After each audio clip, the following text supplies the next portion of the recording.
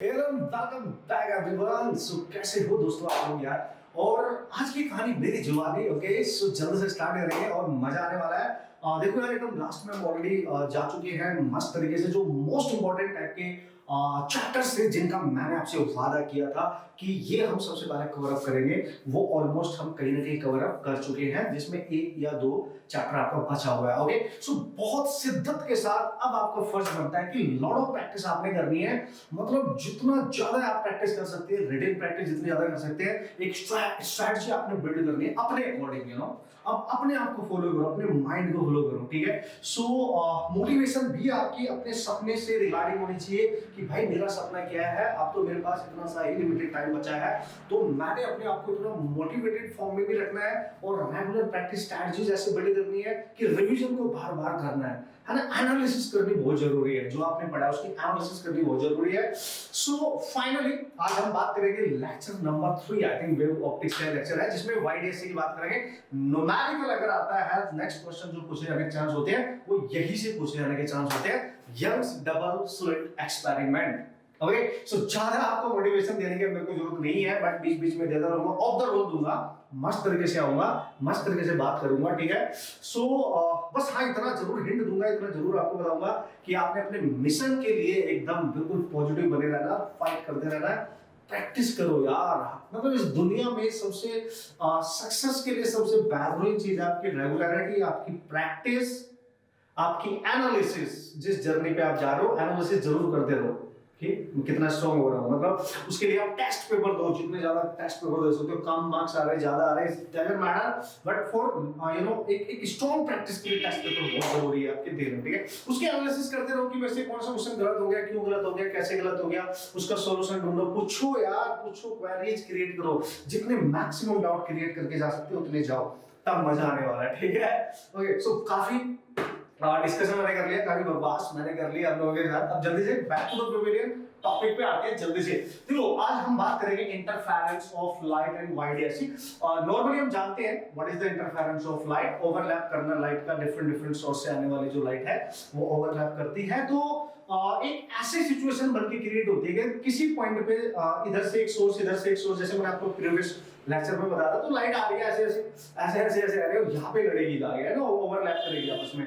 तो जिस पॉइंट पे वो ओवरलैप करेगी, मतलब उसका आपस में मिलना, ओवरलैप करना, उसको इंटरफेरेंस कहते हैं। उसमें इंटेंसिटी का वेरिएशन क्रिएट हो जाता है, कहीं पे इंटेंसिटी मैक्सिमम हो सकती है, कहीं पे मिनिमम हो सकती है, थोड़ा सा याद आया। ओके तो वो जो इंटेंसिटी वेरी कर रही है, मैक्स हो रही है, मिनिमम हो रही है, कहीं पे मैक्सिमम पॉसिबल वैल्यू रिप्रेजेंट कर रही है, मिनिमम होके जीरो भी हो रही है, कुछ इस तरीके का वेरिएशन चल रहा है, ठीक है। सो कहां पे वो मैक्सिमम हो रही है, कहां पे मिनिमम हो रही है, ये सारी सिचुएशन इंटरफेरेंस कही जाती है।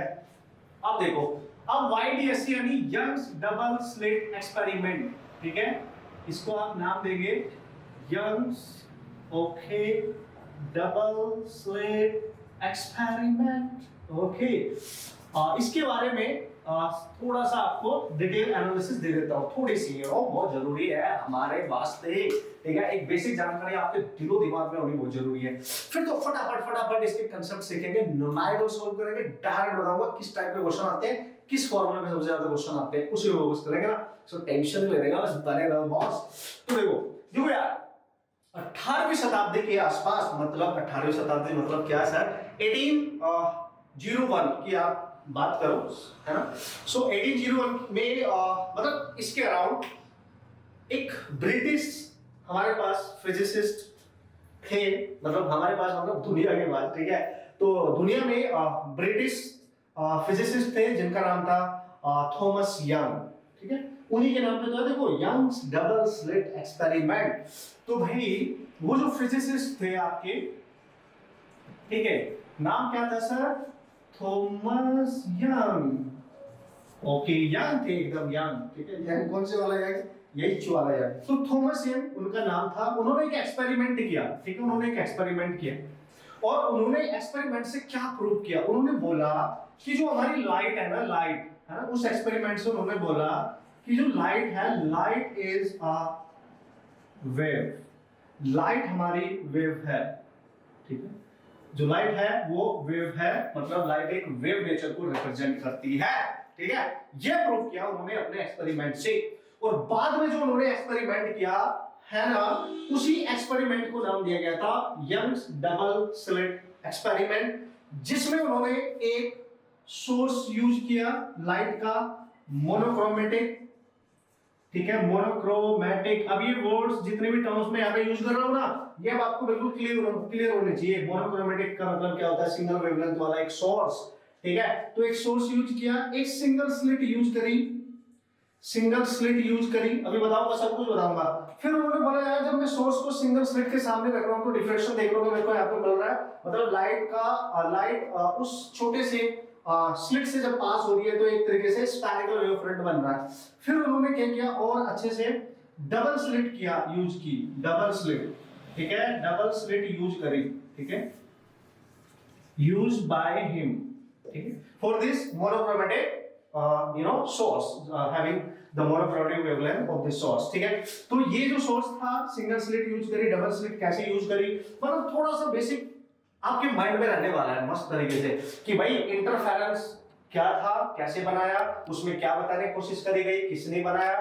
फिजिसिस्ट ब्रिटिश ने, थॉमस यंग नाम था, जिन्होंने बोला कि लाइट एक वेव होती है, एक एक्सपेरिमेंट किया, एक्सपेरिमेंटल सेटअप है भाई, ऐसे हवा में बातें नहीं करी गई, ठीक है, हवा में नहीं, ठीक है। जैसे हम यहाँ न्यूमेरिकल करेंगे, हम बस बातों से ही न्यूमेरिकल सॉल्व नहीं करेंगे, वो क्वेश्चन करेंगे कंसेप्ट समझने के बाद। तो ये कंपटीशन में तो क्वेश्चन करके आने पड़ेगा, उसको बताना, उसको क्या पता तुम्हारे माइंड में क्या है, नहीं है ना, वहां तो सॉल्यूशन करके दिखाना पड़ेगा कि नहीं। तो ये सारी चीजें उन्होंने एक तरीके से यूज की। तो एक्सपेरिमेंट में क्या था, कैसे यूज किया गया था, थोड़ा सा बेसिक मैंने आपको बता दिया।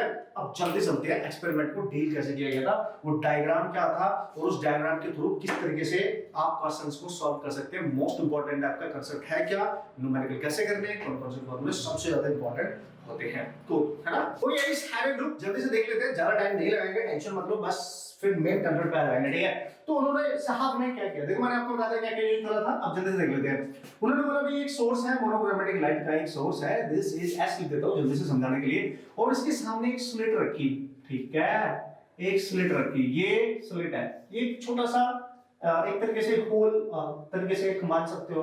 तो इसको नाम दिया गया था, ये सिंगल स्लिट है भाई, सिंगल स्लिट, जिससे लाइट छोटा सा बहुत माइन्यूट सा एक तरीके से आप माने, और इससे वेव फ्रंट ऐसे जाएगा, मतलब इससे लाइट आ रही है, अगर सपोज करो मैं इस तरीके का फ्रंट मान रहा हूं, प्लेन यहां से इस तरीके का आ रहा है, जब उससे पास होगा तो इससे इस तरीके का वेव फ्रंट बाहर निकला, स्फेरिकल बन गया, ठीक है।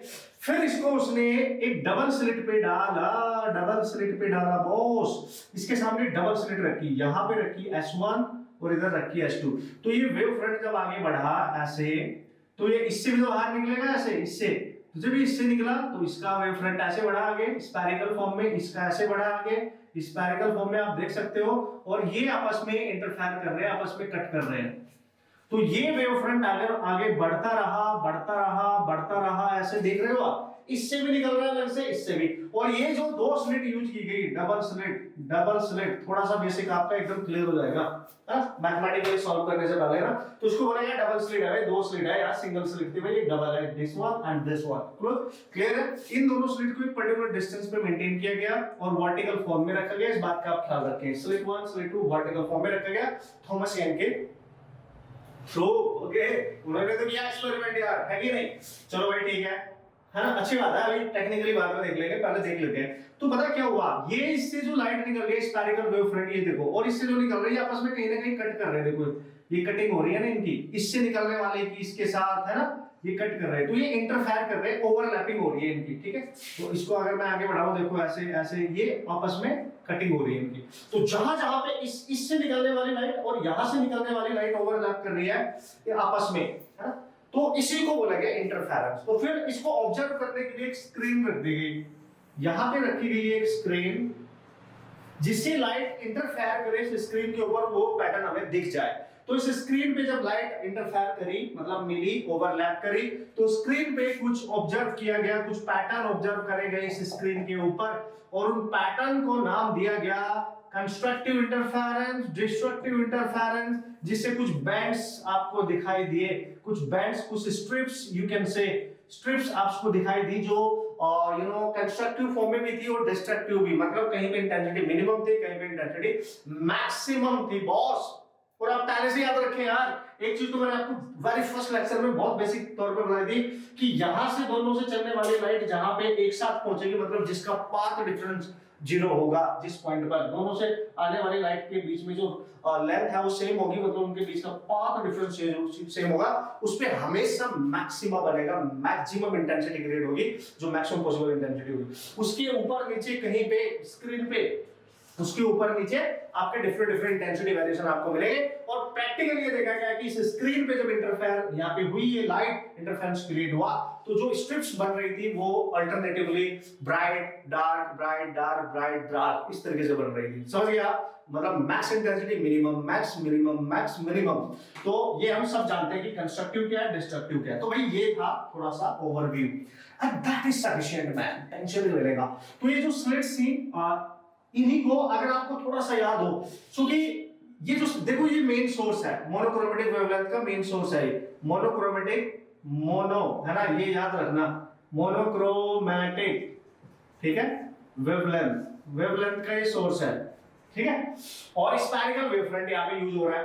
तो उसने बोला कि इससे आने वाली जो लाइट इससे बाहर निकली और वो इससे भी निकल रही है, अब इससे भी, तो ये एक नए सोर्स का काम कर रहे हैं। स्लिट S1 और S2 यहाँ पे सोर्स का काम कर रहे हैं, S1 एंड S2 यहाँ पे सोर्स का काम कर रहे हैं, अकॉर्डिंग टू, अगर आपको याद हो, ह्यूजेंस, है ना, ह्यूजेंस ने भी यही बताया था कि ये सेकेंडरी सोर्स का काम करेंगे, सेकेंडरी सोर्स का काम करेंगे। यहां से आने वाली लाइट एक्चुअली आ तो यहां से रही है, पास इससे होके इन दोनों पे टकरा रही है, तो यहां पे जो इंटरफेरेंस क्रिएट हो रहा है वो इस वाली स्लिट से पास ऑन होने वाली लाइट और इससे पास ऑन होने वाली लाइट की वजह से हो रहा है। तो ये दोनों स्लिट्स एक तरीके से ह्यूजेंस के अकॉर्डिंग, ह्यूजेंस प्रिंसिपल हमने पढ़ा था, ये एक सोर्स का ही काम कर रहे हैं। सिंपल है, इतना that is sufficient for you guys. अब हम मैथमेटिकली बातें कर सकते हैं, टेंशन नहीं लेने का।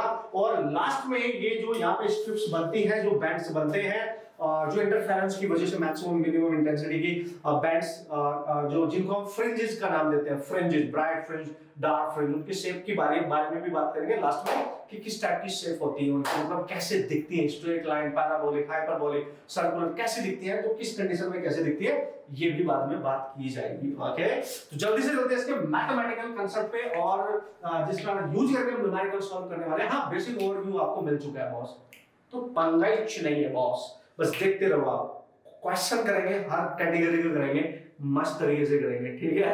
ओके बॉस, जल्दी से देखते हैं यार। तो यंग्स डबल स्लिट एक्सपेरिमेंट में क्या बताया गया, वो सब कुछ हमने देख लिया है। YDSC, Young's double slit experiment. तो डबल स्लिट का यूज किया गया, डबल स्लिट का यूज किया गया, थॉमसियन के थ्रू एक्सपेरिमेंट करा गया और सब कुछ आपको ओवरव्यू एक तरीके से पता चल गया, बेसिक चीजें बढ़िया से। अब क्वेश्चन में क्या क्या पूछा जा सकता है इस एक्सपेरिमेंट के थ्रू। सबसे पहला पोजीशन, ठीक है, you have to calculate position of bright fringe and dark fringe। ये bright fringe है वो, ये थोड़ा सा आप लिखेंगे bright fringe, ठीक है, जो बनेगी, और ये dark fringe होगा, मतलब उनकी पोजीशन पूछेगा। तो भाई अच्छा ठीक है सर, लीनियर जो भी पोजीशन होगी, और उनकी एंगुलर पोजीशन की भी बात कर सकता है, एंगुलर की किस एंगल पे बन रही है भाई, एंगुलर पोजीशन, ठीक है, एंगुलर पोजीशन पूछ सकते हैं आपसे एग्जाम में। मतलब वो सारे डिस्कशन मैं पहले कर रहा हूं according to our competitive examination, कि हमें पता कैसे चलेगा कि क्या पूछा, कैसे अप्लाई करना है। पहले से ही सीख के जाओ ना पहले से ही सीख के जाओ यार, तो मजा आ जाएगा बॉस, ठीक है। तीसरा देख लेते हैं। देखो ना, पढ़ने से ज्यादा इंपॉर्टेंट होता है कि how to understand the concept used in that particular given problem. एक बार ये सीख लिया, पढ़ के तो हम खुद ही जा रहे हैं, पता चल गया, कंसेप्ट अप्लाई करके आएंगे, फॉर्मूला अप्लाई करके आएंगे, कैलकुलेशन हमें करनी अच्छे से आती है, तो क्वेश्चंस कैसे नहीं होगा यार, क्या बात कर रहे हो। नेक्स्ट, अब ये जो फ्रिंजेस बनेंगी, तो लेट्स सी, एक फ्रिंज यहां बन गई, फिर एक यहां बन गई, फिर एक यहां बन गई, फिर एक यहां। लेट्स सी, ये ब्राइट है, ये भी ब्राइट है, ये भी ब्राइट है, ये भी ब्राइट है। तो पता क्या बोल रहा है, नहीं अल्टरनेटिव में बना रहे हैं हम, ये डार्क है, ये ब्राइट है, ये डार्क है। वो पता क्या बोल रहा है, अगर एक ब्राइट यहां बनी है और फिर उसके बाद ब्राइट कितनी डिस्टेंस अवे बनेगी, तो दो लगातार बनने वाली ब्राइट के बीच में जो डिस्टेंस होती है, जो डिस्टेंस होगी, उसको बोलते हैं फ्रिंज विड्थ, ठीक है। आगे बढ़ेंगे, टेंशन नहीं लेगा, बस अभी थोड़ा समझ लो, फ्रिंज विड्थ, ठीक है, उसको बोलते हैं द डिस्टेंस बिटवीन टू लगातार बनने वाली कॉन्जिक्यूटिव ब्राइट फ्रिंजेस, या फिर अगर एक डार्क यहां बन गई, दूसरी डार्क यहां बनी, तो इनके बीच की डिस्टेंस, बात एक ही आएगी, सेम ही निकल के, मतलब after all this is called as a distance which is between the two consecutive ठीक है ना? ओके, ब्राइट फ्रिंजेस और डार्क फ्रिंजेस, इन पे आपसे क्वेश्चन पूछे जाएंगे, जो मेनली है। अब इससे रिलेटेड बहुत सारे क्वेश्चन बन सकते हैं, ठीक है, वो टेंशन नहीं लेने का, वो हम देखते रहेंगे मस्त तरीके से। बट ये बहुत जरूरी चीज है हमारे पास, ठीक है, कि भाई ये पूछा जाएगा और इस चीज पे हमने अभी फोकस करना है। अब इससे रिगार्डिंग कितने डिफरेंट डिफरेंट कांसेप्ट हमारे रास्ते में आएंगे, उन सब की बात हम करेंगे। क्लियर हुआ? अब डायग्राम बनाने जा रहा हूं मैं, है ना, जिससे हम न्यूमेरिकल फॉर्मूला यहाँ पे कैलकुलेट करने जा रहा हूँ, डायग्राम बनाने जा रहा हूँ मैं, ठीक है। उस पे समझना भी आपने, कंसेप्ट भी समझना है। सब डायग्राम ड्यूरिंग द एग्जाम ये तो भूल जाते हैं, तो जल्दी से पूछ लिया, आप फॉर्मूला बना सकते हैं और अप्लाई करके क्वेश्चन को सॉल्व कर सकते हैं। ओके ओके, सो क्या बोलती है public? Okay, so come on, देखो भाई जल्दी से देखते हैं। देखो भाई डायग्राम पे फोकस करेंगे तो देखो डबल स्लिट वाला केस बना लेते हैं। तो ये रहा सर, ठीक है, ये स्लिट वाला है सर, ठीक है, ठीक है, S1 और ये स्लिट 2 है सर, बिल्कुल। दोनों के बीच की डिस्टेंस कितनी मानेंगे सर? D। और नॉर्मली जो D होता है बहुत छोटा होता है, मतलब नॉर्मली mm में लेना होता है इसको, very very less than two capital D। Capital D क्या है? क्योंकि स्लिट्स है उसके सामने ऑब्जर्व करने के लिए स्क्रीन रखनी होती है, तो दिस इज योर स्क्रीन। पढ़ा तो हो गया यार, ऑब्वियसली सबने पढ़ा है ये, अब जल्दी से याद कर लेते हैं। तो इनकी स्क्रीन कितनी दूर रखी है स्लिट से? That is capital D। Normally metre centimetre में इसका यूज करा जाता है, वो जैसे क्वेश्चन में गिवन होगा अकॉर्डिंगली हम यूज कर लेंगे, ठीक है। और यहाँ पे आपका सोर्स होता है, अभी मैं बस डबल स्लिट डायग्राम लिख रहा हूँ, यहाँ से आपका जो वेव फ्रंट आएगा सिंगल स्लिट से पास होने के बाद ये स्फेरिकल इस तरीके से आ रहा था। सब कुछ अब आपको पता है ना? अब मैं मान के चलता हूँ। चलो भाई, अब यहाँ पे वो बोलते हैं कि स्क्रीन पे ये यहाँ से निकलने वाली लाइट और यहाँ से टकराएगी कहीं किसी पॉइंट पे। देखो जो लाइट तो बिल्कुल सीधी यहाँ पे टकराएगी, देखो देखो यहां से आने वाली लाइट और यहां से आने वाली लाइट का रास्ता यानी लेंथ सेम होगी, तो इस पॉइंट O पर, अगर ये पॉइंट O है तो यहां पे केवल ब्राइट फ्रिंज बनेगी, यानी सेंट्रल ब्राइट फ्रिंज बनेगी। और ये मैं बहुत अच्छे से आपको लेक्चर 1 2 में सब में सिखा चुका हूं, क्योंकि इन दोनों से आने वाली लाइट एक साथ यहां पहुंच जाएंगी, दोनों का रास्ता देखो लेंथ सेम है। तो सेंट्रल ब्राइट फ्रिंज बनने के लिए डेल्टा x पाथ डिफरेंस 0 होता था, that's why delta 5 phase difference 0 होता था, दैट्स व्हाई I हमेशा मैक्सिमम पॉसिबल इंटेंसिटी के साथ यहां बनती थी। ये सब बता चुका हूं। अब वो बोल रहे हैं कि अगर इस पॉइंट पे मैक्सिमम सेंट्रल मैक्सिमम बन रहा है, मतलब मैक्सिमम पॉसिबल इंटेंसिटी क्रिएट हो रही है ना, तो इसके ऊपर या इसके नीचे के किसी भी पॉइंट पे इंटेंसिटी का वेरिएशन देखने को मिलेगा। वो हो सकता है मिनिमम हो जाए, वो हो सकता है मैक्सिमम हो जाए। मजा नहीं आएगा? कम ऑन गाइस, अब हमें पता चल गया, ठीक है सर, ठीक है बॉस। अब वो बोलते हैं कि इससे थोड़ा सा ऊपर कहीं, लेट्स सी यहां पे ले लेता हूं पॉइंट P पे चेक करते हैं, और Y से ऊपर किसी डिस्टेंस अवे पॉइंट P की जो पोजीशन है, this is the position of point P, ठीक है, जहां पे हम देखना चाहते हैं कि यहां से निकलने वाला लाइट और यहां से निकलने वाला लाइट जब इस पे जाके मिलेगी आपस में, है, तो वो मैक्सिमम इंटेंसिटी को प्रोड्यूस करेगी या फिर मिनिमम को करेगी। And how we can calculate the position, okay, ये सब देखेंगे बॉस। तो उसने बोला यहां से आने वाली लाइट को देखो और यहां से आने वाली लाइट को देखो, देखो ये वाली लाइट को देखो और इस वाली लाइट को देखो, आप खुद ही देखो, तो आप बिल्कुल क्लियरली देख पा रहे होंगे P पॉइंट पे लेट पहुंचेगी S2 से निकलने वाली लाइट और जल्दी पहुंच जाएगी S1 से निकलने वाली लाइट। मतलब there is a path difference between them, क्योंकि इनके यहां S1 से P तक की लेंथ और S2 से P तक की लेंथ अलग-अलग है। तो अगर मैं पाथ डिफरेंस निकालूं तो देखो ये बड़ा पाथ है, ये छोटा, तो पाथ डिफरेंस होता है डेल्टा x, तो मैं लिखूंगा S2P -S1P, ये आ गया आपका path difference. Then how we can calculate the value of this path difference, and this path difference here is not equal to 0। यहाँ पे path difference 0 के इक्वल नहीं है, और अगर ये 0 के इक्वल नहीं है तो दोस्तों यहाँ पॉइंट P पे मैक्सिमम इंटेंसिटी भी बन सकती है। It will depend upon the path difference now, minimum भी बन सकती है, लेकिन अगर 0 होता तो वहां पे हमेशा मैक्सिमम बनती है, जैसे कि सेंटर पे बन रही थी। पाथ डिफरेंस 0 होना जरूरी है, बट अगर वो 0 नहीं है तो उस पर्टिकुलर पॉइंट पे जहां पर डिफरेंस देखने को मिल रहा है, मैक्सिमम भी हो सकती है, मिनिमम भी।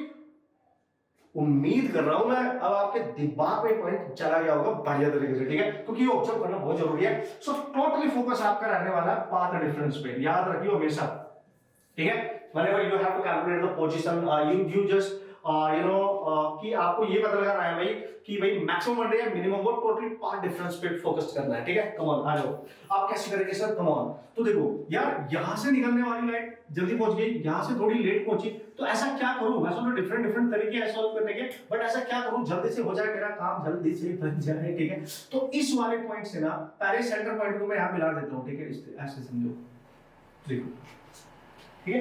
तो कूल, इस वाले स्लिट से इस वाले पाथ के ऊपर एक परपेंडिकुलर ड्रॉप कर रहा हूं, ये देखो 90 डिग्री पे, ठीक है। और ये लाइट जब जा रही थी ऐसे इस वाले पॉइंट से, ठीक है, ये जो एंगल बनेगा थीटा, और इनका जो रिजल्टेंट वाला लाइन जो बनेगा, ये भी एंगल क्या बनेगा, थीटा।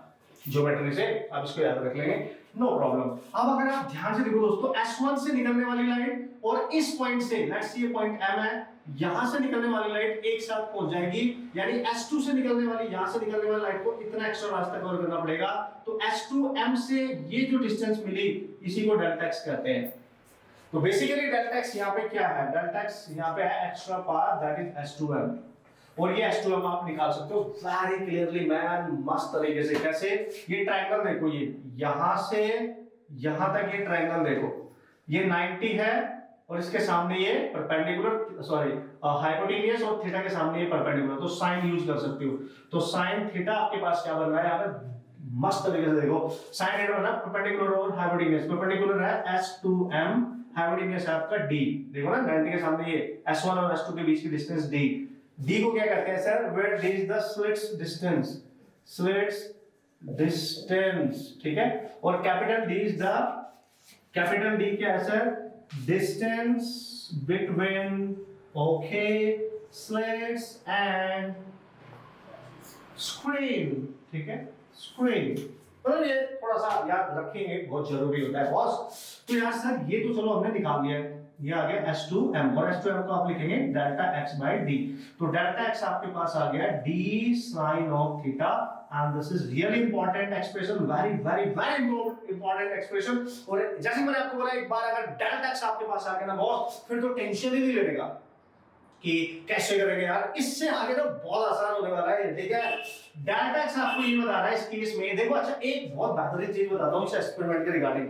ये जो व्हाइट ऐसे एक्सपेरिमेंट हम कर रहे हैं, बेसिकली एयर में कर रहे हो आप इस समय, किसी अदर मीडियम में नहीं कर रहे हो, एयर में कर रहे हो, समझ गए आप लॉजिकली। तो वो बोल रहा है कि ये जो स्लिट्स हैं, स्लिट्स जिस तरीके से रखी गई वर्टिकल फॉर्म में, ये स्लिट्स स्क्रीन के पैरेलल है, ये स्लिट्स यहाँ पे स्क्रीन के परपेंडिकुलर भी रखी जा सकती है। समझ रहे हो बात को, लास्ट में डिस्कस करूंगा वो वाला केस, ठीक है। यहाँ पे जो व्हाइट ऐसे एक्सपेरिमेंट है एक्चुअली में, वो स्लिट्स देखो, स्लिट्स भी ऐसे, स्क्रीन भी ऐसे, they are parallel to each other man, you just remember.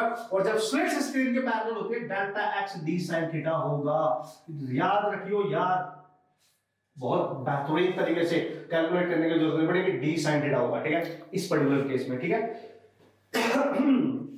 बात समझ में आई, ठीक है, कूल। अब करेंगे क्या सर, मतलब मुद्दे की बात बताओ क्या है, ठीक है, मुद्दे की बात क्या है। देखो भाई, अब टोटली अगर हम चाहते हैं कि भाई पॉइंट P जो है वो सेंट्रल मैक्सिमा से कितनी दूर है, ये देखो, तो ये तो पोजीशन है उस पॉइंट P की, तो भाई हमें वही तो निकालना है। तो अगर हम निकालना चाहते हैं पोजीशन ऑफ पॉइंट P, और हमें ये पता लगाना है कि पॉइंट P पे मैक्सिमम इंटेंसिटी बन रही होगी या मिनिमम बन रही होगी, तो उसके लिए क्या करेंगे, पहले देख लो, पहले पॉइंट P की पोजीशन निकालो। अगर आप ध्यान से देख रहे होंगे, देखो इस पॉइंट से लेके, ठीक है, इसको C मान लो, C पॉइंट, इस पॉइंट से लेके ये वाला डॉटेड लाइन और यहां से यहां तक, ये देखो 90 है, और ये वाली लाइन, तो ये थीटा एक बड़ा वाला ट्रायंगल नहीं बन गया, ये देखो ये वाला, ये पूरा ट्रायंगल। तो इसमें मैं क्या करूंगा, इसकी पोजीशन अगर निकालना चाहता हूं, देखो थीटा के सामने ये परपेंडिकुलर होता है, ओके, और ये 90 है, हाइपोटेन्यूज की लेंथ हमें नहीं पता है, लेकिन ये बेस पता है, देखो यहां से यहां तक ये d, तो हम यहां tan थीटा यूज करेंगे।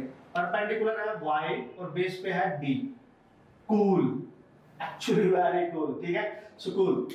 अच्छा सर ठीक है, तो क्या करेंगे सर, tan थीटा आ गया ना, तो हमें तो y चाहिए ना, तो y को लिखेंगे हम d into tangent of theta। और दोस्तों अगर हम ये मान लें, ये थीटा इज वेरी स्मॉल, मतलब थीटा को अगर हम बहुत स्मॉल एंगल मान के चल रहे हैं, तो बॉस यहां पे tan थीटा को आप रिप्लेस कर सकते हो बाय थीटा, रूल आपको पता होगा। तो y is equal to d into theta you can write, and similarly, come on, similarly, ये वेरी इंपॉर्टेंट है, as it is याद रखना, ये formula as it is use होगा जब थीटा स्मॉल नहीं होगा, ठीक है। और आपने अगर एंगुलर पोजीशन निकालनी होगी तो यहां से निकाल सकते हो sin of theta equal to delta x by d।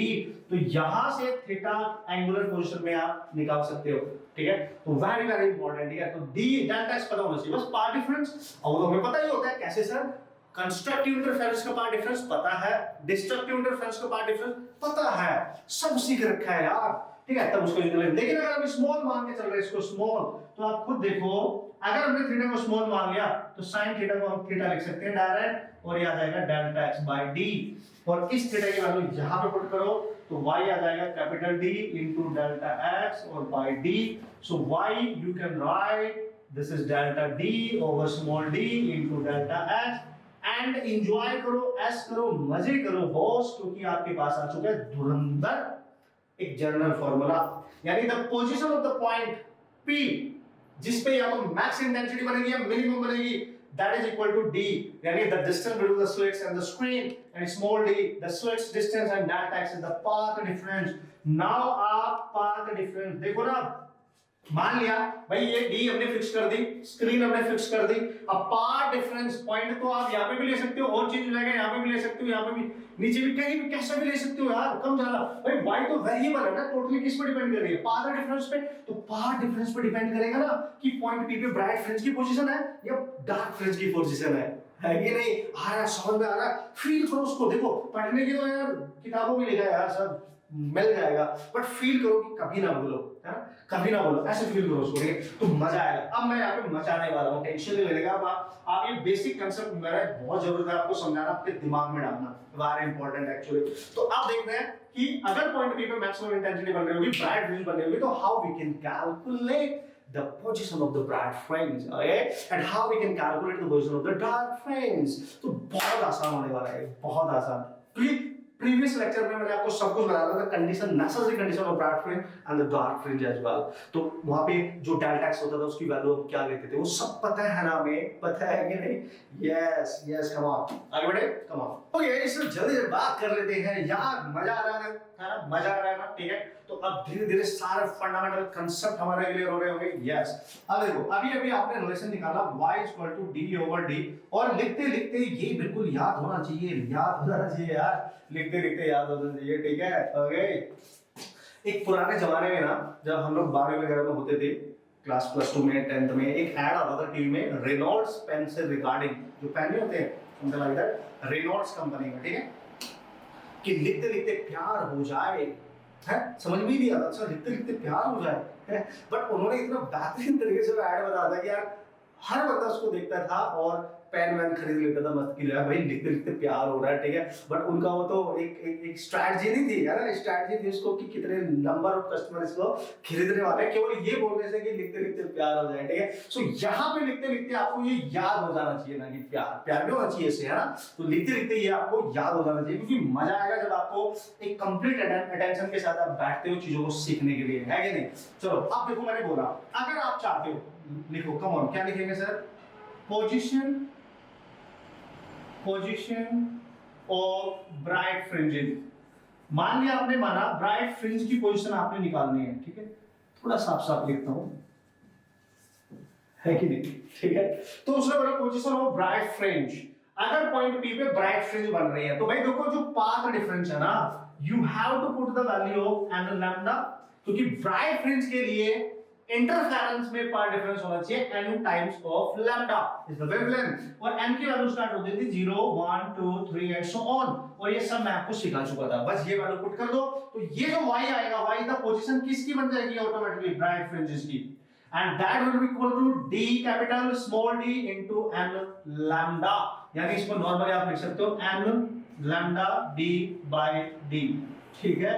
मतलब y ब्राइट फ्रिंज को आप लिख सकते हो n times lambda capital D over small d, this is the position, come on and come on, this is the position, ध्यान से समझो यार। ओके सर, अब यहाँ पे n की वैल्यू अगर आप पुट करोगे ना, देखो यहीं से मिल जाएगी आपको, ये मतलब ये फॉर्मूला आपको देने वाला है the position of all the type of the bright fringes only, okay, so you just put the value of n, you will get the first position जो भी होगी of the bright fringe, the fringe, the bright fringe is called as the fringe जहाँ पे maximum intensity आपको देखने को मिलेगी उस पर्टिकुलर कंडीशन में। तो अगर अगर आप यहाँ पे n की वैल्यू 0 पुट कर दो तो y देखो पूरा 0 हो जाएगा, तो y 0 होगा, और y 0 होने का मतलब हो गया ये पॉइंट जो हमने y डिस्टेंस हमें माना था ये सेंटर पे ही लाइन रहेगा, यही तो y 0 है, क्योंकि डिस्टेंस तो हम यहीं से ले रहे हैं, मतलब सेंट्रल ब्राइट फ्रिंज बन जाएगी, मतलब n0 पे सेंट्रल ब्राइट फ्रिंज बनेगी, CBF आप पूरा नाम लिखना है, ठीक है, सेंट्रल ब्राइट फ्रिंज बनेगी, ठीक है, y अगर 0 है तो n की वैल्यू 0 पुट करते हैं, सेंटर पे ही सारी लाइट आके फोकस हो जाएगी और मैक्सिमम पॉसिबल इंटेंसिटी बना डालेगी ना बॉस, ठीक है। अच्छा सर अब बिल्कुल क्लियर हो गया बेटा। अगर n हमने पुट किया है 1 तो 1 पे देखते हैं क्या मिलता है, 1 पुट करो तो यहां से मिलेगी y1, this is lambda d over d, इसको आप कह सकते हो 1 पे the position of first bright fringe, this is the position of first bright fringe. अगर आप n की वैल्यू 2 पुट करोगे तो y2 आपको मिल जाएगा 2 times lambda capital D over D, इसको बोलोगे आप सेकंड ब्राइट फ्रिंज पोजीशन, देख सकते हो। एंड सिमिलरली n पे 3 पे क्या मिलेगा, y3 3 lambda D by D, यानी third bright fringe position and so on, कितने भी निकाल लो, कोई भी निकाल लो, you just put the value open, 0 पे सेंट्रल मैक्सिमम मिलेगा, बस इस बात का ख्याल रखेंगे। 1 पे first bright fringe, second bright fringe, third bright fringe and so on, बना के दिखाऊंगा, टेंशन नहीं लेने का, बना के दिखाऊंगा, बट पहले समझ तो लो कौन सा फॉर्मूला आपके लिए इंपॉर्टेंट है, कैसे आपने कंसेप्ट को सीखना है, कैसे क्वेश्चन जब आएंगे तो आपने अप्लाई करना है, कैसे आपने समझना उस चीज को, समझ गए होंगे आप, होप सो आप समझ गए होंगे, है ऐसा मैं मान के चल रहा हूं, ठीक है। अब यहाँ पे बात करने वाला हूं डार्क के लिए, फिर उनको स्क्रीन पे बनाएंगे ना मस्त तरीके से, फिर फ्रिंज विड्थ देखेंगे, उससे रिगार्डिंग जितने भी डिफरेंट टाइप के कंसेप्ट आएंगे, पहले हम सारा बेसिक देख रहे हैं जो एक्चुअली में होता है, जिसमें डायरेक्ट क्वेश्चंस आते हैं, ठीक है, वो बहुत जरूरी है हमारे लिए, क्योंकि आजकल का टाइम बदल चुका है, नेट और जेईई एंट्रेंस एग्जाम में बहुत बेसिक से फॉर्मुला बेस्ड क्वेश्चन पूछे जाते हैं, सो दैट्स हाउ उसको बिल्कुल खा के जाना है, मस्त तरीके से लपेट के जाना है, जो एडिशनल कंसेप्ट होंगे सब बताऊंगा, डोंट वरी, अरे आप सीखते रहो, ठीक है, क्लियर हुआ पॉइंट।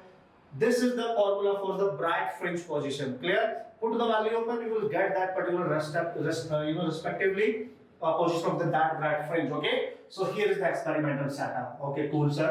अच्छा sir, अगर point P पे dark fringe बन रही होगी तो यार बताया तो मैंने, position जो है y, this is the position of fringes. हम y को just बोलेंगे position of fringes. ठीक है, इसको बोलेंगे पोजीशन। अब कौन सी फ्रिंज है, अगर ब्राइट बनाना चाहते हो तो एल लैम्डा लिख दो, डेल्टा एक्स की वैल्यू पुट कर दिया ना, अगर डार्क फ्रिंज करना चाहते हो तो डेल्टा एक्स की जगह याद करो, डेल्टा एक्स की जगह क्या लिखना है, यहाँ पे ब्राइट के लिए एल लैम्डा है तो वहां लिखते थे 2n - 1 लैम्डा बाय 2, या प्लस लिखते थे, वो डिपेंड करेगा आपकी वैल्यू आप कहां से स्टार्ट कर रहे हो, 0 से या 1 से, है कि नहीं, तो उसकी बात करेंगे अब, मजा आएगा, कम ऑन, ठीक है, मैं मान रहा हूं, अब आप समझ गए, समझदार होना इसलिए, ठीक है। ओके बॉस, तो बात करते हैं जल्दी से, क्या सर, अब हम बात करें, डायरेक्ट लिख देता हूं मैं, पोजीशन ऑफ डार्क फ्रिंजेस, ठीक है सर, और डार्क फ्रिंजेस कब बनती है sir, when there is a destructive interference man, so DI बनाना है, डिस्ट्रक्टिव इंटरफेरेंस, और उसके लिए क्या करना पड़ेगा सर, डेल्टा x को रिप्लेस करना पड़ेगा 2n - 1 लैम्डा बाय 2 से, और जहां पे n की वैल्यू पुट करनी पड़ेगी 1 से 2 3 4, नॉट फ्रॉम द 0, अगर 0 से स्टार्ट कर रहे हो तो 2n + 1 लेना पड़ेगा आपको, बस एक को याद रखना, this is the path difference for DI means to calculate the position of the dark fringes। अगर मान लिया पॉइंट P पे आपकी डार्क फ्रिंज बन रही होती तो उसकी पोजीशन कैसे निकालोगे, तो देख लो, आ जाओ, अभी हमारे पास पोजीशन का फॉर्मूला क्या था, ठीक है, capital D over small d into delta x, यही था ना, तो बस देखो अब आ गया, हम लिखेंगे डार्क फ्रिंज की पोजीशन DF, y DF, मतलब y means position of dark fringe, that would be equal to, that is delta x की जगह कैपिटल D ओवर D ऐसे रखो, डेल्टा x की जगह मैं लिख रहा हूं 2n - 1, ठीक है, इनटू लैम्डा बाय 2, थोड़ा और अच्छे से लिख दो, तो इसको लिखेंगे y df equal to, okay man, 2n - 1 lambda d, ठीक है, by 2d, so this is your formula, actually में this is your formula, you have to remember this, and the most important point you have to remember this relation and just put the value whatever the position you have to calculate for dark fringe, for the bright fringe, you just put the value of delta x, है ना, फिर ये भी याद रखने की जरूरत नहीं होगी, बट रख लो यार, ठीक है।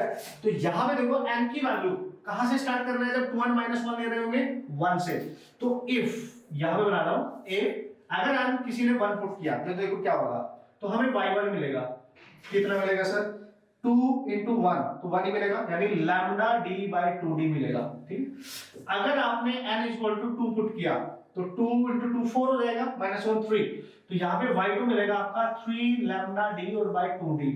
ठीक है, एंड सिमिलरली अगर आपने n इक्वल टू 3 पुट किया तो 3 into 2 that is 5 sorry 6 -1 that is 5, तो आपको y3 मिलेगा 5 लैम्डा डी ओवर 2d। ठीक है, कूल। तो यार इसी तरीके से सारी पोजीशन मिल जाएंगी। तो ये है क्या, n1 पे क्या मिला, ये किसकी पोजीशन है, first dark fringe position. What is this, second dark fringe position. What is this, third dark fringe position. तो देखो मैंने कैलकुलेट करके दिखा दिया, फॉर्मूला बता दिया, विच वन इज इंपॉर्टेंट ये भी आपको बता दिया है। Very very very very very important. Screen पे चेक करेंगे, उसके बाद फ्रिंज विड्थ निकालेंगे मस्त तरीके से, और इसमें जो एडिशनल इंफॉर्मेशन होगी वो सब बाद में डिस्कस करेंगे। पहले बेसिक तो क्लियर करो अपना, जो मेन फंडामेंटल ट्रिक है वो तो देख लो यार, क्या बात कर रहे हो यार। ठीक है, तो कूल गाइस, तो आप देख सकते हैं वेरी इंपॉर्टेंटली है ना, to calculate the position of dark fringes, okay ये यूज करना है। To calculate the position of the bright fringes, इसकी जगह बस केवल वहां पे n लैम्डा यूज करना था, इस पूरे को हटा के n और 2 भी हट जाएगा। सीख चुके हो आप मस्त तरीके से। अब स्क्रीन पे कैसे दिखेंगे, इनकी शेप कैसे होगी, ये सारी बातें करने वाले हैं। ठीक है, मजा आएगा। न्यूमेरिकल का इंतजार कर रहे हो ना, करेंगे, टेंशन मत लो, पहले सीख लो उसके रिगार्डिंग हर चीज, हर टेक्निक। ओके ओके, सो जल्दी देख लेते हैं यार इसका मतलब, स्क्रीन पे बना के इसको देख लेते हैं, उसके बाद और जो मेन कंसेप्ट है उसको देखते हैं, फिर कुछ क्वेश्चन ट्राई कराऊंगा मैं, पहले आपको टेंशन हो लो, पहले कुछ क्वेश्चन ट्राई करेंगे, उसके बाद आगे बढ़ेंगे, तभी मजा आएगा। Okay come on. तो देखो अब हमने देखा कि भाई स्क्रीन तो हमने रख दी, ठीक है, तो अगर यहां से आने वाली लाइट यहां पर और यहां पे सेंटर इसके इस पॉइंट में मिल रही है और there is no path difference, तो सेंट्रल ब्राइट फ्रिंज बनती है। तो या तो उसके ऊपर देखो, इसके नीचे देखो, उसके ऊपर नीचे सब देख सकते हैं। अगर स्क्रीन ऊपर ऊपर है तो केवल ऊपर ऊपर फ्रिंज मिलेगी, नीचे है तो नीचे नीचे मिलेगी। पूरी कंप्लीट स्क्रीन है जो उसको पूरी को कवर कर रही है एक तरीके से, तो ऊपर नीचे हर जगह आपको फ्रिंजेस देखने को मिलेंगी। हम इसके इस पॉइंट के ऊपर ही देखने की कोशिश करेंगे। ठीक है, मतलब सीखना है ना जस्ट हमने। तो उसने बोला पॉइंट ओ पे तो चलो सेंट्रल मैक्सिमम बनेगा भाई, मैक्सिमम इंटेंसिटी प्रोड्यूस करती है उसमें। ठीक है, तो इससे ऊपर मान ले इस पॉइंट पे देखा हमने यहाँ पे, तो यहां मिली इसको ब्राइट फ्रिंज, इस तरीके की एक स्ट्रिप मिली, मान ली ये है ब्राइट फ्रिंज, इसको बोलेंगे हम फर्स्ट ब्राइट फ्रिंज। उसके बाद आपको मिला डार्क, ठीक है, फिर मिला इसके बीच में जो भी स्पेस में छोड़ूंगा तो ये मिला, फिर नेक्स्ट ये मिल गया, ये जो स्पेस मैंने छोड़ दिया ये है किसके लिए, this is dark first dark fringe. ठीक है, फिर ये मिल गया आपके पास, कूल, इसको कह सकते हैं आप सेकंड ब्राइट फ्रिंज। फिर इसके बीच में ये बन गया सेकंड डार्क फ्रिंज, फिर ये मिल गई आपको है ना थर्ड ब्राइट फ्रिंज, जिसको मैं बिल्कुल डार्क से कर रहा हूं ना उसको मैं ब्राइट बोल रहा हूं, उनके बीच में जो स्पेस मैंने छोड़ दिया ना उसको मैं एक तरीके से डार्क बोल रहा हूं, क्योंकि ये अल्टरनेट पे बनता है। देखो ठीक है, यहां बन गया आपकी सेंट्रल ब्राइट, फिर फर्स्ट ब्राइट, फिर फर्स्ट डार्क, फिर सेकंड ब्राइट आपके पास ये बन जाएगी, फिर सेकंड डार्क, फिर थर्ड ब्राइट, फिर से ऐसे सोन, ये सिलसिला चलता रहेगा, कोई पंगे वाली बात है नहीं। ठीक है, तो एक अल्टरनेट पे ये पैटर्न आपका बनता हुआ आपको दिखाई दे जाएगा। अब ध्यान से देखो, ठीक है, ये इस तरीके का पैटर्न दिखाएगा, I mean how it look like in actually, ठीक है, वो हम देखेंगे, टेंशन नहीं है। अब वो बोल रहा है कि यार फर्स्ट ब्राइट ना यहाँ पे बनी है और सेकंड जो ब्राइट है वो ये बनी है, तो फर्स्ट ब्राइट की पोजीशन यहाँ से यहाँ देखो y1 और सेकंड ब्राइट की पोजीशन है ये वाली y2, और ये हमने निकाली थी। y1 कितना आया था लैम्डा d बाई डी, और y2 कितना आया था 2 लैम्डा d बाई डी, यही आया था ब्राइट फ्रिंज की पोजीशन है, position of first and second bright fringe. Similarly ये है आपकी इन दोनों के बीच में फर्स्ट डार्क फ्रिंज, इसकी पोजीशन क्या आई थी याद करो, लैम्डा d बाय 2d, और इसके बीच में आई है सेकंड डार्क फ्रिंज, इसकी पोजीशन आपके पास आई थी 3 lambda d capital D by 2d, ये आई थी। देखो these are the position of dark fringes first and second, आप कोई भी ले लो, टेंशन मत लो। अब वो बोलता है कि अगर हम ध्यान से देखें, फर्स्ट ब्राइट अगर हमारी यहां बन रही है तो इससे कितनी दूर अवे आपकी सेकंड ब्राइट बन रही होगी। तो basically the distance between, you can say the distance, try to distance between two consecutive bright fringes or dark fringes is called fringe width, इसी को कहते हैं फ्रिंज विड्थ। देखो सीधी सी बात है, डिस्टेंस है कि अगर हमारी एक ब्राइट यहां बनी है तो नेक्स्ट कहां बनी होगी, दूसरी वाली, जस्ट उसके बाद वाली। तो फ्रिंज विड्थ को हम बीटा से रिप्रेजेंट करेंगे, बीटा से। तो ये बीटा हम निकालेंगे। देखो पहली ब्राइट अगर यहां बनी है तो दूसरी यहां बनी है, तो देखो दिस माइनस दिस, देखो ना ये डिस्टेंस ज्यादा है और ये डिस्टेंस कम है, तो इनके बीच की डिस्टेंस कैसे निकालोगे, y2 माइनस y1, तो बीटा y2 माइनस y1 ये रहा 2 lambda d over d minus lambda d over d, now you can write this is lambda d over d। तो बेसिकली दोस्तों चाहे तो आप इसको ब्राइट का यूज करके निकालो या फिर इसका यूज करके निकालो, ये रिलेशन सेम रहेगा। यानी this is the formula for fringe width, most important, and this fringe width independent of the value of n, ये n पे डिपेंड नहीं कर रही है जबकि पोजीशन n पे डिपेंड कर रही थी।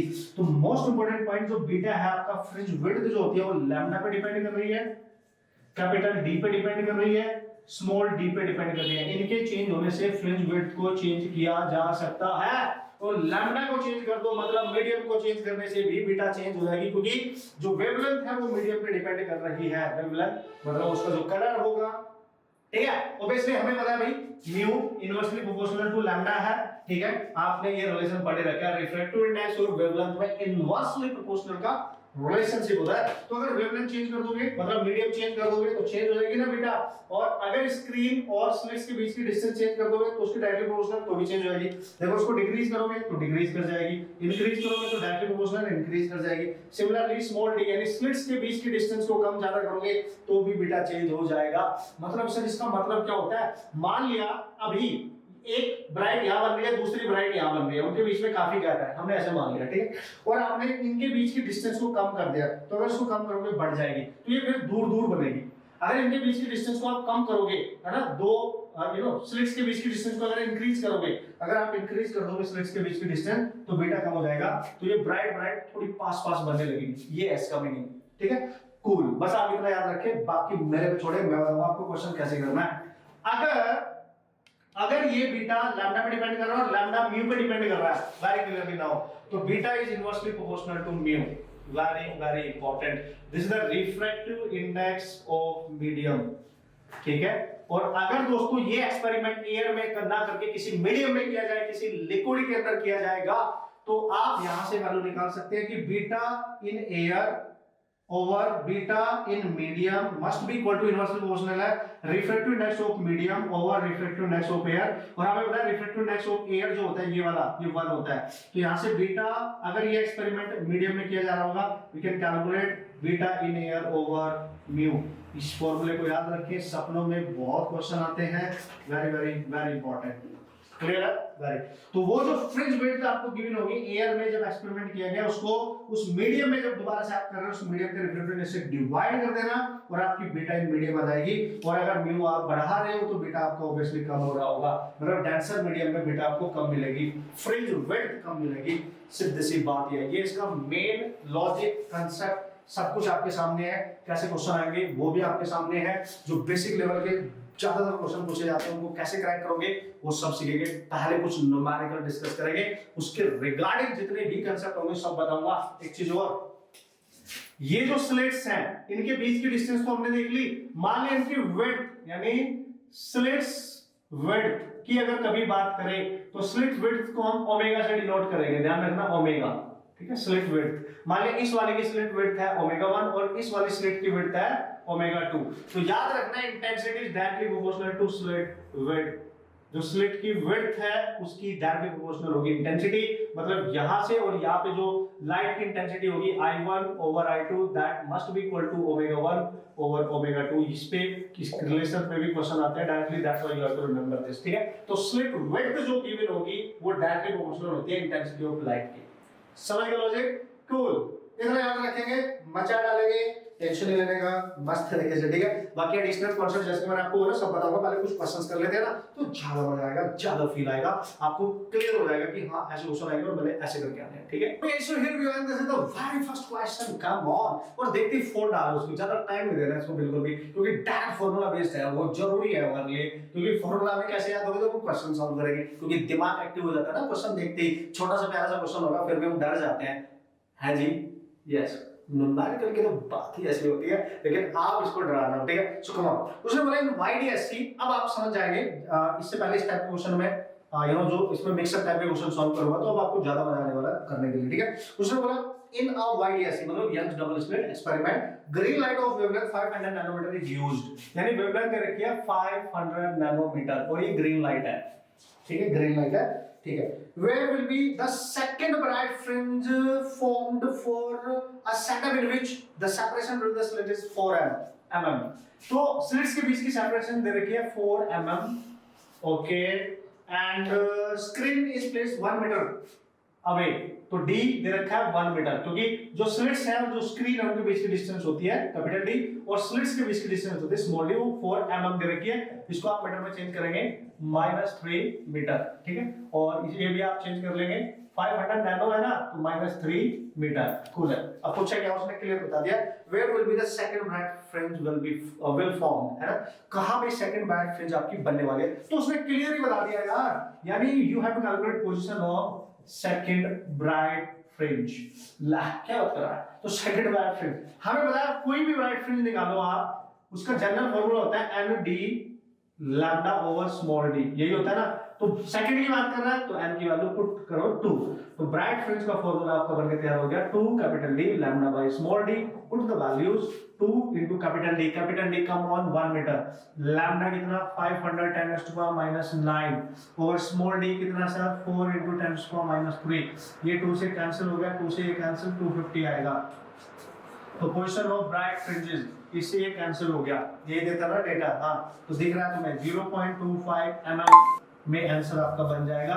You just check out the simply calculations and direct formula based question, understanding बढ़िया करनी है, कांसेप्ट जो गिवन है वो समझना है, न्यूमेरिकल वैल्यू जो गिवन है वो समझनी है, मस्त तरीके से उड़ा देना, ठीक है। तो स्टार्टिंग में ऐसे ही करेंगे, फॉर्मूला बेस्ड ही करेंगे, मजा आएगा, फिर धीरे धीरे बढ़ाते रहेंगे अपना कांसेप्ट, ठीक है, मजा आएगा ना क्वेश्चन करने में। Yes, come on. Okay, so this is the question number 2, और आपको देखते ही पता चल जाएगा यार क्या करना है इसमें, मस्त तरीके से फॉर्मूला पता चल जाएगा, सब पता चल जाएगा, बस एक बार पढ़ लो। उसमें बोला fringe width in a particular YDSC is measured to be beta, किसी भी एक्सपेरिमेंट हो रहा था, कोई YDSC एक्सपेरिमेंट हो रहा था, यंग डबल स्लिट एक्सपेरिमेंट, उसमें फ्रिंज विड्थ आपको मिली बीटा, ठीक है सर, ठीक है। फिर what will be the fringe width if the wavelength of light is doubled? aha, तो इसको बीटा 1 मान लेते हैं इनिशियली, किसी पर्टिकुलर एक्सपेरिमेंट में फ्रिंज विड्थ आपको मिले बीटा, और आपको पता है जो फ्रिंज विड्थ होती है वो lambda d bye small d होती है, अभी अभी हमने कैलकुलेट किया था इसको, ठीक है सर। वो बोल रहा है कि इसकी नई फ्रिंज विड्थ क्या होगी अगर वेवलेंथ को डबल कर दे, मान ले इनिशियल वेवलेंथ है लैम्डा 1, ठीक है, तो फाइनल वेवलेंथ हो जाएगी डबल, यानी 2 टाइम्स ऑफ लैम्डा 1, ऐसे मान लो, उसने दे रखा है क्वेश्चन में, ठीक है। And separation between the slits is half, ठीक है, मान ले इनिशियल सेपरेशन है स्लिट्स के बीच में D1, अब हो गई वो D2 और वो इनिशियल की हो गई हाफ, ये क्वेश्चन में दिया है, मैंने कुछ नहीं किया है, ठीक है। Separation between the screen and the slits is tripled, यानी मान लिया स्लिट्स और स्क्रीन के बीच की डिस्टेंस है कैपिटल D1, तो कैपिटल D2 हो गई ट्रिपल्ड इसकी, मतलब 3 टाइम्स 3 कैपिटल D1। तो बताओ फ्रिंज विड्थ क्या होगी अगर ऐसा कर दिया जाए, तो क्या बात कर रहे हो यार, लेट्स सी बीटा 2 होगी, तो बीटा 2 कैसे लिखोगे, फार्मूला क्या होता है यार, तो यहां लिखो lambda 2 D2 over D2, put करो वैल्यूज, तो लैम्डा 2 कितना है 2 टाइम्स हो गया, 2 लैम्डा 1 कर देंगे, ठीक है। कैपिटल ये कितना हो गया सर 3D1 हो गया, इसकी वैल्यू पुट करो D1 by 2 हो गया, तो बीटा 2 कितना आ रहा है सर, देखो 2 ऊपर ले लो 4 12, this is 12 lambda 1 D1 over small d1, और ये किसकी वैल्यू है इनिशियल की, ठीक है। तो आप लिख सकते हो 12 into बीटा, बीटा इनिशियल है, ये इनिशियल जो वेट दे रखी है आपको उसकी है, तो ये जो बीटा 2 है ये 12 टाइम्स ज्यादा हो जाएगा, बीटा 2 12 टाइम्स ज्यादा हो जाएगा, यानी फ्रिंज वेट यहाँ पे बढ़ के 12 टाइम्स ज्यादा इंक्रीज कर जाएगी इस पर्टिकुलर कंडीशन में, कर लेंगे यार। अगर इस क्वेश्चन को आप डायरेक्ट देखना चाहते हैं, क्योंकि देखो मैंने बताया था आपको, तो बीटा 1 अगर ऐसा क्वेश्चन आता है beta 2 equal to lambda 1 lambda 2 D1 D2 inversely proportional है, तो D2 D1 सारी वैल्यू पुट कर दो, अपने आप बन जाएगा। रिलेशन बनाना आपको खुद आना चाहिए यार, आप कैसे भी करें आपकी मर्जी है, मस्त तरीके से बस आपको क्वेश्चन हो जाना चाहिए। चलेंगे नेक्स्ट क्वेश्चन की तरफ, लेवल अप करते जाएंगे, हर तरीके की सिचुएशन यहाँ पे अंडरस्टैंड करेंगे, ओके। तो भाई दोस्तों क्वेश्चन नंबर 3 की बात कर लेते हैं, देखते हैं इस क्वेश्चन में क्या इस टाइप के क्वेश्चन आते हैं यार एग्जाम में, सो दैट्स व्हाई हम जल्दी से देख लेते हैं क्या गिवन है क्वेश्चन में। इंफॉर्मेशन को देखना बहुत जरूरी है है ना, उसको समझना। मैं बार-बार इस चीज पे फोकस करता हूं, ठीक है। Come on, in YDSC the slits are separated by 0.28 mm, ठीक है। स्लिट्स के बीच की डिस्टेंस दे रखी है 0.28 mm। अच्छी बात है, इंफॉर्मेशन लिख लेते हैं पहले। And screen is placed 1.4 mm away, यानी कैपिटल डी दे रखा है 1.4 mm अवे, ठीक है। mm नहीं मीटर, सॉरी मीटर अवे, ठीक है। उसने बोला the distance between the first dark fringe and fourth bright fringe, समझना। उसने बोला डिस्टेंस बिटवीन, डिस्टेंस किससे डिनोट करो, डिस्टेंस को x से कर ले, y से कर लेते हैं। Distance between first dark fringe and fourth bright fringe, इन दोनों के बीच की डिस्टेंस, मतलब पहली डार्क और फोर्थ ब्राइट के बीच की डिस्टेंस दे रखी है 0.6 सेंटीमीटर, 0.6 सेंटीमीटर। अच्छी बात है सर, ठीक पढ़ा ना मैंने, yes. Calculate the wavelength of the light used in this experiment, तो बताओ वेवलेंथ कितनी होगी जो एक्सपेरिमेंट में लाइट यूज की गई है, उसकी वेवलेंथ। तो भाई बहुत आसानी से आप बना सकते हैं। देखो इसमें पोजीशन ऑफ डार्क फ्रिंज का भी जिक्र किया गया है, फिक्र भी करनी है, और ब्राइट फ्रिंज वाले का भी किया गया, उनके बीच की डिस्टेंस। तो ध्यान से समझो, जब आप याद करो, जब आप डार्क फ्रिंज का जनरल फॉर्मूला लिख रहे थे, डार्क फ्रिंज का, डार्क के लिए, डार्क फ्रिंज के लिए, तो डी लिख देता हूं मैं डायरेक्ट, ठीक है, YD डार्क के लिए। तो आपने लिखा था 2n-1 lambda capital D over 2D, ये लिखा था। और वो बोल रहा है फर्स्ट डार्क, तो m की वैल्यू पुट कर दो 1, तो यहाँ पे आ गया y1, तो कितना आया 2-1 यानी lambda capital D over 2D, ये आ गया। अब आप ब्राइट फ्रिंज फोर्थ की बात करो, तो ब्राइट का जो डायरेक्ट फॉर्मूला होता है n lambda capital D by D, और चूंकि फोर्थ की बात कर रहा है तो 4 पुट कर दो, ठीक है। तो यहाँ पे y आ जाएगा आपका, this is for fourth one, this is for single, तो ये आ जाएगा 4 lambda capital D by D। वो बोल रहे हैं इन सब के बीच की डिस्टेंस निकालो, तो अगर इनकी डिस्टेंस निकाले तो आप देख सकते हो ये ज्यादा है, ये कम है। तो डिस्टेंस में मान रहा हूं y equal to y4 minus y1 equal to 4 lambda capital D over D minus lambda D over 2D, ठीक है। इसका एलसीएम लो, एलसीएम आएगा 2D, यहां पे 2 नहीं है तो यहां आ जाएगा 8, तो 8 lambda D minus lambda capital D। तो दोस्तों y आपके पास आ जाएगा 7 lambda capital D over 2D। अब सारी वैल्यू दे के पुट कर दो, आंसर बन जाएगा। तो ये पोजीशन आ गई इन दोनों के बीच, फर्स्ट डार्क फोर्थ ब्राइट के बीच की, ये दे रखी है। तो यहां से लैम्डा निकालना है, तो लैम्डा आ जाएगा आपका y2 small d over 7 capital D, put the values 2, y की वैल्यू दे रखी है y, उनके बीच की डिस्टेंस 0.6 सेंटीमीटर में है ना, तो इसको मीटर में चेंज कर लेना, भूलना मत गलती से भी। और स्मॉल d की वैल्यू दे रखी है 0.28। Okay, so here we go and इसको सॉल्व करेंगे। आप देख सकते हो यहां से 7 से ये कैंसिल हो सकता है, ठीक है, और ये पॉइंट आप कैंसिल कर सकते हो, ठीक है जी। तो 4 टाइम्स कैंसिल हो जाएगा, और एक तरीके से पॉइंट नीचे लेके इससे ये कैंसिल कर सकते हो, 7 आ जाएगा। और इस तरीके से आप इसको जब सॉल्व करोगे तो वैल्यू इसकी आपको मिल जाएगी 3.428 into 10⁻⁻7, ठीक है, मीटर। ये लैम्डा आपका नियर अबाउट निकल के आएगा। You just check out, calculation पूरी कर लेना मस्त तरीके से। कंसेप्ट मैंने बता दिया किस तरीके से हैंडल करना होता है। होप सो आप समझ गए क्या है कहानी। और ऑप्शन में जो भी गिवन होगा आप इसको कन्वर्ट भी कर सकते हो, नैनोमीटर में एंगस्ट्रॉम हो, डिपेंड करेगा ऑप्शन में कैसी वैल्यूज आपको गिवन है। यहाँ से आप चेक करें, कैलकुलेशन करें मस्त तरीके से। हाँ, कंसेप्ट के कैसे यूज करना था ये बिल्कुल क्लियर है आपके सामने मस्त तरीके से। ये दोनों फॉर्मूले याद रखो यार, और मचा डालो, उड़ा डालो मस्त तरीके से। Okay, come on. अब चलेंगे नेक्स्ट क्वेश्चन की तरफ। देखो सारे क्वेश्चन में डिफरेंट कैटेगरी ले रहा हूं, जिससे आपको हर कैटेगरी क्वेश्चन का एहसास हो जाए, पता चल जाए, क्वेश्चन करना आ जाए। अब ये लास्ट का जो क्वेश्चन मैं यहाँ पे डिस्कस करूंगा ना, बहुत औसम है। 2 क्वेश्चन करूंगा, टेंशन मत लो, बहुत औसम और बहुत इंपॉर्टेंट माने जाते हैं। Come on. Okay, so this is the next question and इस कैटेगरी क्वेश्चन हर एग्जाम में आ चुका है। Very important man, come on. अब तो आप समझ ही गए सारी चीजें मैं यहाँ पे जो डिस्कस करने वाला हूँ वो आपके एग्जाम के वास्ते बहुत जरूरी होती है। हमारी सेल्फ प्रैक्टिस, हमारे कॉन्फिडेंस, हमारी प्रैक्टिस और हमारे न्यूमेरिकल को सॉल्व करने के तो तरीके, अब ये धीरे धीरे आप सारे आपके पक्के हो रहे होंगे। Cool, come on. उसने बोला इन YDSC यानी Young's double slit experiment setup, okay, using monochromatic light of wavelength lambda, the intensity of light at a point where the path difference is 2 lambda is found to be I naught. उसने बोला कि the intensity of light एक ऐसे point पे जहां पे path difference 2 lambda है, मतलब if डेल्टा x आपको दे रखा है 2 लैम्डा, तो लाइट की जो इंटेंसिटी है I वो है I नॉट उस पॉइंट पर, ऐसा बोला उसने। कि अगर उस पॉइंट पे पाथ डिफरेंस दे रखा है तो इंटेंसिटी कितनी है, what will be the intensity at that point, at a point, not that point, at a point where the path difference is lambda by 3.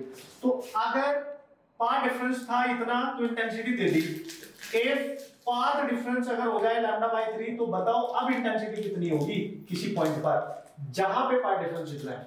तो भाई कैसे करेंगे, देखो यार सीधी सी बात है, देखो जब path difference गिवन हो, ये हिंट मैंने दिया था आपको सेकंड लेक्चर में, जब path difference गिवन हो तो हमेशा इंटेंसिटी का रिजल्टेंट वाला फॉर्मूला आप यूज करेंगे, ठीक है। कैसे sir, use the formula, use the formula, resultant intensity equal to होती थी maximum intensity into cos of square phi by 2, याद करो, ठीक है। तो उसके लिए आपको phi चाहिए, यहां पुट करेंगे तो इंटेंसिटी नहीं आ जाएगी, क्योंकि अगर पाथ डिफरेंस गिवन है तो phi निकाला जा सकता है, तो पहले phi निकाल लो पहले केस में, तो phi 1 मान लो तो क्या होता है 2 pi by lambda into delta x होता था, तो delta x 1 निकालो यहां से, तो 2 pi by lambda into delta x कितना है सर, ये रहा 2 lambda, 2 lambda से lambda कैंसिल, तो phi 1 कितना आ गया सर 4 pi, आ गया कि नहीं 4 pi। अब इसकी वैल्यू आप यहां पे पुट करो तो इंटेंसिटी आप यहां से निकाल सकते हैं, और इंटेंसिटी दे रखी है आपको I नॉट इस कंडीशन में, तो ये होगी maximum intensity into cos of square, phi आ गया 4 pi और बाई आ गया बाई 2 भी तो होता है, तो दिया जाएगा 2 pi। कूल है सर।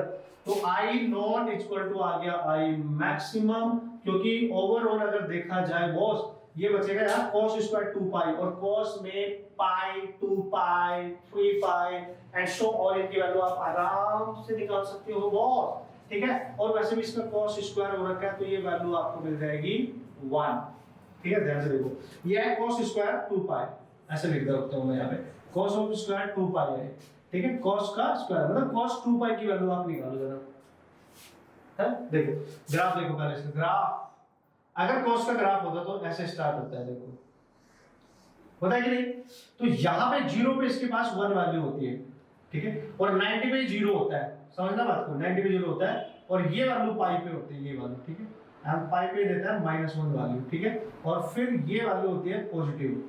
तो भाई 1 का जो स्क्वायर आप करोगे 1 का इसकी वैल्यू 1 ही आएगी ना निकल के, याद रखो सीधी सी बात है। तो देखो I मैक्स यहां से I नॉट के इक्वल आ रही है, और ये सेकंड कंडीशन में इस कांसेप्ट को आप अप्लाई कर सकते हो मस्त तरीके से। कैसे सर, अब देखो जब उसका पाथ डिफरेंस इतना है तो बताओ इंटेंसिटी कितनी होगी, तो पहले फेज डिफरेंस निकालो ना इस पे, तो हम निकालेंगे phase difference phi2 2 pi by lambda into lambda by 3, lambda से lambda कैंसिल, तो phi2 आ जाएगा 2 pi by lambda, ये आ गया phi2।